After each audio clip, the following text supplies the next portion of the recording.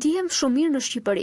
Me këtë fjali ambasadorja e Bashkimit Evropian Romana Vlautin i është përgjigjur gazetës kroate Jutarnji List pas kërcënimeve që ajo ka marrë. Diplomatja i ka cilësuar të egzageruara shkrimet se është e kërcënuar me jetë. Unë ndjehem shumë mirë në Shqipëri.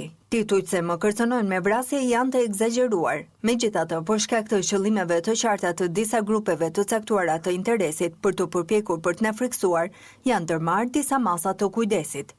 Vlautin hedh poshtë edhe akuzat për mashtrim dhe korrupsion në blerjen e rezidencës së Bashkimit Evropian në Tiranë.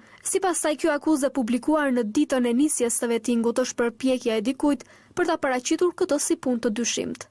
Kjo është një prej aferave të trilluara, apo siç thon sot fake news, me të cilat jemi të përballur në Tiranë unë dhe ambasadori amerikan. Ky tregim e rezidencën e BE-s koincidon me ditën e nisjes së vettingut dhe është i bazuar krejtësisht në qëllimin e dikujt për ta paraqitur këtë si punë të dyshimt. Kushdo që di diçka për prokurimin publik në BE e ka të qartë se me aq shumë kontrolle dhe nivele që duhet të kalojnë vendimin përpara se të merret ai përfundimtar, thjesht nuk është e mundur që një person mund të bëjë në mënyrë të pavarur diçka. Ajo që është më e çuditshme në këtë tregim ose gazetarët që kanë plasur këtë lajm nuk janë munduar të verifikojnë faktet themelore, si për shembull se i tërë procesi për zgjedhjes së ndërtesës dhe negociatat janë kryer disa muaj para se unë të caktohesha ambasadore e Bashkimit Evropian, se negociatat i ka udhëhequr kolegu im.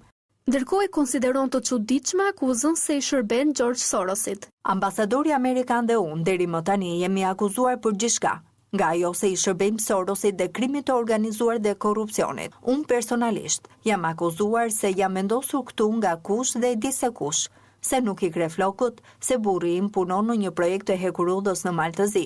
Shumë gjëra të çuditshme me të cilat tashmë jam mësuar dhe nuk thej kokën. Pyetjes për funksionimin e vettingut, Vlautin thotë se ka rezistencë të ashpër ndaj tij. Vettingu gjithsesi është një kërcënim serioz i grupeve të interesit, të cilat kanë kontrolluar pjesë të mëdha të gjyqësorit. Prandaj ka dhe rezistencë të ashpër ndaj këtij ligji.